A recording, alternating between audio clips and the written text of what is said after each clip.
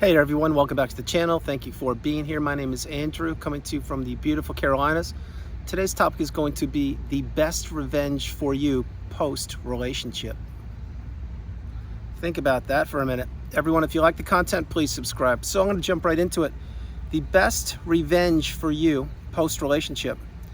Now, I want to mention that many people that I've encountered and have dropped me emails and I've spoken to and coached and worked with, many people, they do want revenge on the narcissist. They do believe that the narcissist has done them wrong, perhaps stolen time, destroyed memories, did so many things to this individual, who perhaps is even you, that they want to get payback. They want revenge on the narcissist. Now, I will share with you, as many of you veterans on the channel know, my take on revenge, and then I will jump right into this. Revenge is not something we do on the channel. There's no purpose for it. There's no reason to do it, because if you want to extract revenge on the narcissist or anybody, what you're doing is you're vibrating low with them, and you're essentially playing their game, a game that they know how to play much better than you, because you're most likely an empath, and revenge is not one of your characteristics or your traits that you usually would want to participate in, certainly not follow through with. So example, I mentioned to take the high road on the channel frequently. That means do the right thing. So when you go to bed at night, you can put your head on the pillow and go to sleep knowing you did the best you could that day, not trying to disrupt another individual's experience on this planet called life. That's what the narcissist does. That's not what we do. So the best revenge for you post-narcissistic relationship, what it is, I will tell you right now, it's living your best life. It is healing. It is processing the relationship, digesting perhaps what that relationship meant to you, what you thought it was, what it actually was, and what your future will be once you've healed properly. Now remember, the healing path is not linear. You will most likely have to heal childhood wounds. You'll have to dig in deep to your core. You'll have to be authentic and genuine with yourself, because post-narcissistic relationship, it's not for the faint of heart. You will have to really process a lot of things as to why you stayed in the relationship, how many opportunities you gave the narcissist to change, believing that they would change because they told you so. Of course, they never would change. All they do is switch the mask they wear to another unsuspecting individual who does not have the education like you're acquiring. Having said that, the best revenge for you post-relationship is actually understanding that there was no other way. You had to go through this relationship. Let's say you were born into the relationship. Say one of your parents and or both are narcissists or toxic individuals. Well, my heart goes out to you. Certainly your childhood was not a pleasant experience many times, I'm sure, and it was very difficult, and perhaps you didn't realize that one or both of your parents are narcissists until later in life, maybe around the college days, or maybe even later, whenever you got your first light bulb moment. You're like, oh my gosh, that's my mom, or that's my dad, things like that, or your sibling or aunt, uncle, somebody like that. But my point is, you will, at times, you will look back and say, wow, I really wish I didn't have that upbringing or that childhood, or I wish my brother, sister, mom, dad weren't the narcissist. I get it, I understand that, but you can't change it. You see, this was a path that you had to go down. Just like I had my path, and just like each and every one of us on the planet, we have individual paths we have to take. However, we share one common bond on this channel, that we are all post-narcissistic relationship people putting ourselves back together on the healing path. And we're here to accommodate and to help each other out, to share experiences in the comments section in the community, and to build each other up, not tear each other down. And revenge, again, is not something that we will partake in. Again, taking the high road is the right thing, doing the right thing, even when no one's looking. Let's think about that for a minute. What does the narcissist do? The narcissist many times does things for adoration, for accolades, for attention. Example, they may donate money or something, or donate something to a charity, and then they'll post it all over social media. Look at me, I just donated X, Y, and Z. What do you do usually?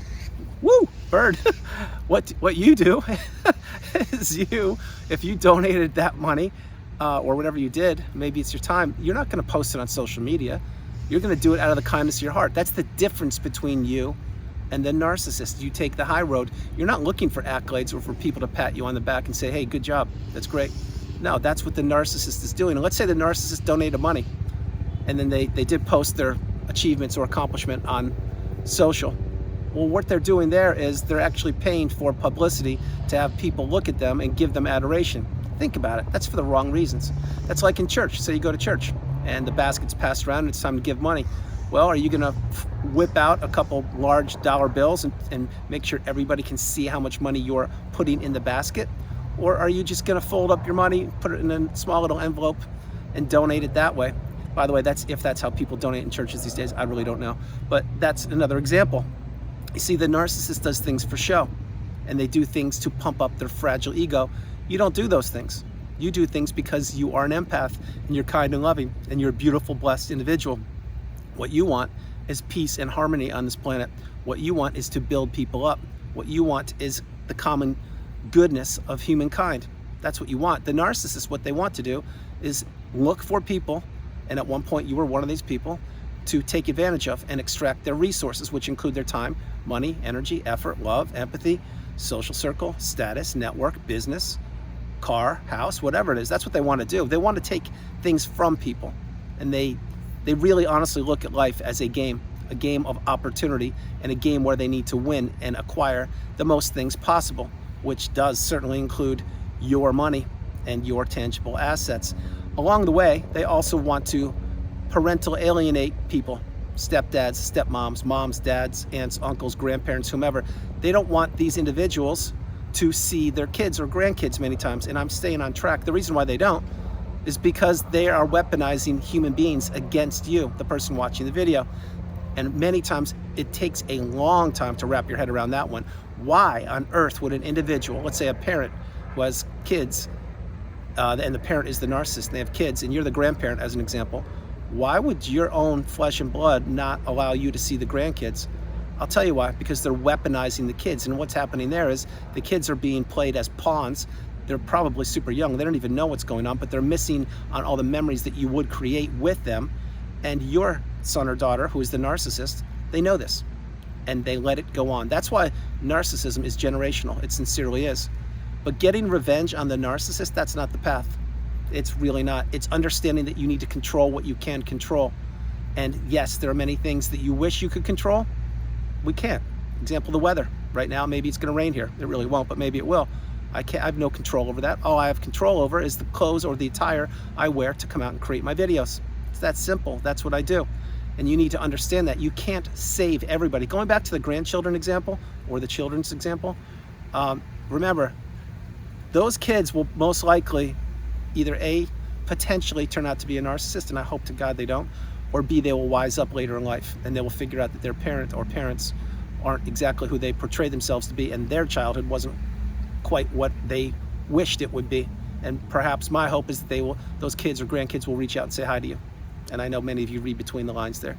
Point being is the best revenge for you post-relationship, it is sincerely learning from the past, not predicting the future, and living in the present moment. It's healing childhood wounds. It's healing yourself. It's journaling. It's meditating. It's speaking to a certified therapist who knows about narcissism. It is watching videos. It is being at one with yourself. In other words, remember when you were in the narcissistic relationship, you were many times walking on eggshells, which means you couldn't be. You're on high alert. You didn't know where the next shoe would drop. So you're like, oh my gosh, what am I going to do? I don't know. I don't get it. That's what you were doing. And you had many sleepless nights. You had certainly many physical ailments along the body of the narcissistic relationship, specifically in the devaluation stage and or after you were discarded. But after all the dust settles, let's say that the relationship ended and you really process things. I'm talking you're accountable, you're genuine and authentic with yourself, and you understand what you are up against. Because remember, you weren't taught this in school. You weren't taught narcissism in school. You're learning it from my channel. When you're authentic and genuine, then you really can take a deep breath and sigh and say, wow, I can't believe I experienced those things for that period of time. It's remarkable. And look where I am now. I've lost weight or gained weight. My hair's grown back in. My ailments have subsided. I now have new friends, although a much smaller circle of friends because my alleged friends in the past weeded themselves out. And I am narcissist free. And that's a good thing. So revenge is not something that we want to be a part of on the channel. Remember, that's what the narcissist wants. They are always looking to avenge or get revenge on you, especially if they believe that you have beaten them and or are beating them. Let's say it's child custody or with finances or whatever it is. Believe me, they're going to try and paint a picture in a different light that is not the truth to get what they want. That's what they do. But remember, whereas the narcissist is plotting and trying to figure out what their next step is in the path of destruction that they create, whether it's with you or other individuals, that's where their energy goes. Remember, where you place your attention is where you place your energy. Imagine, if you will, you had to wake up every day and that's what you had to do. You had to figure out who to abuse, what mask to wear, how to fake smile, how to fake how to have somebody fall in love with you, how to fake that you're in love with them. The whole time you're doing that, you have to juggle yourself, meaning you have multiple sources of supply lined up on your smartphone, or maybe even in person. So you have to keep those people happy, which I'll talk about in a second. And then you have to have time for yourself. That is a full-time job, being a narcissist. Let me tell you right now, think about it. They can't just be, because they have to remember their lies. They have to remember what they told. They have to conveniently forget things that they said. They need to be on their A game at all times, because the narcissist is not only a very challenging person, meaning they have to keep all of their lies straight. And if you tell one lie, it's hard enough to keep that straight, which again is why we don't lie on the channel. But if you have to tell multiple lies a day and tell partial truths, half truths, no truths, think about that. Keeping track of all that, that's a full-time job for many people, but that's what the narcissist does. What do? You wake up, grab your cup of coffee or water, whatever you do, and you go out and spread abundance, and you go out and spread positivity, and you live your best life. And you now have boundaries. You're now not a people pleaser. You now can say the strongest word in the English language, which is no. You now understand you come first, second, and third, and you don't fall for the false narrative of the narcissist or any toxic individual. If you see toxic behavior, you remove yourself immediately or utilize gray rock. You do what you can now because you've learned the lessons. Remember, the narcissistic relationship was a lifelong learning lesson. You had to go through it. I mentioned that earlier. I'm just reminding you. And the best revenge for you post-relationship, it is sincerely living your best life. Relocating if you can, moving if you can, starting a new business if you can, getting your hobbies back in control if you can, going, traveling, reading a book, writing a book, taking a class, teaching a class, all these things. It's about you now. It's not about somebody else's life. It's about your life. And that's what you must do. I want to go back to what I said earlier. Remember, the challenging part of being the narcissist. Remember, they have to juggle people. So that is one of the reasons why when you were in the relationship with the narcissist, whether you were married or not, that is why at times you would text them and you would wait for a response. And many times you wouldn't get it. Now, sometimes you didn't get the response because they flat out were invalidating you and they just didn't care. And actually that's most times. And they didn't want to get back to you because you weren't worth their time. Sorry, it's the way they look at things. But another thing is they're juggling multiple people and they need to think about what they told you or what you're supposed to do. And they're lazy, so they don't want to go back up and read what the text was. So it's better for them to not respond to your text at times. So then you come back at them and remind them what it was that you were talking about and what it was that you were supposed to do. Example, pick up the dry cleaners at 5 today. Well, if you texted them early in the morning and said, hey, am I still doing what you wanted me to do? And they're juggling multiple people on the smartphone, I hope you follow this. Well, they're not going to remember what your responsibility was. So instead of them responding and saying, yeah, please go do it or whatever, or go do it because they're not going to say please, when 5 o'clock rolls around, what you do many times is their work for them. So you'll text them and you'll say, hey, do you still want me to pick up the dry cleaning? I'm by the dry cleaners. And they're like, yeah, that's it. You'll get a yes or K or thumbs up or a wink. You'll get something that invalidates you, but yet keeps you on track to accomplish the goal or the task they asked you to do. Think about it, because they're juggling so many people. And you may say, well, Andrew, that's a little much. No, it's not. It really is not. They juggle multiple people. Think about all the apps that are on the smartphone. Think about all the dating apps on the smartphone. Think of all the aliases that people have. Think of all the accounts people can create. Think of all of the selfies people take and use filters. Think of the dating app is probably the best way to say it. The dating app, let's imagine you're on a dating app. And by the way, I don't suggest you do it, but if you do, God bless you. Many times you look and you swipe left or right or up or down, whatever you do, and the individual is extremely easy on the eyes, which means they're appealing to you. And what do? You strike up a conversation, and let's say that conversation leads to a lunch date. You're just gonna go grab lunch and whatever, and meet face to face. And you're excited and because you're a newbie on the dating app, and you're like, wow, this person's gonna be great. They're exactly what I'm looking for. Age, height, weight, hair color, all the things you want. And you get there and you sit down and you tell them where you're going to be, and then somebody sits at the table right across from you, like they sit at your table but seated right across from you, And this individual is like, hey, I'm here. And you're like, that's great, but who are you? And they're like, are you so-and-so? And you're like, yeah, that's me. And they're like, I'm so-and-so. I'm the person you talk to on the dating app. And you're like, but this is not what you look like. What's going on? And they're like, oh no, that picture was from 30 years ago. No, I just like to keep it because I've changed a little bit. And you're like, oh my gosh, what is going on here? Check. That's an example. And I laughed a lot because those dating apps, stay away from them. Oh my goodness. But the point is, the best revenge for you post-relationship, it's to do nothing with the narcissist. Block them, go no contact, delete them, remove all fly monkeys and people associated with them. Understand the relationship was very challenging and it almost took you down and out for the count, but it didn't. You're here. You are doing what you can do to put yourself back together, and or perhaps you've already reached the pinnacle of indifference, the mountaintop of indifference, when you just don't care about the narcissist at all. God bless them, you wish them luck, but just stay away from me. That's exactly what I say each and every day. You should too. But when you get there, you understand that it's not worth it.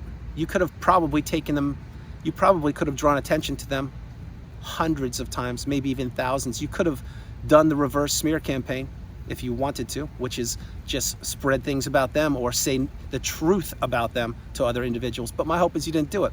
Why? Because it doesn't serve you. It never would. It can't. It will probably only backfire. It's just the way these things work.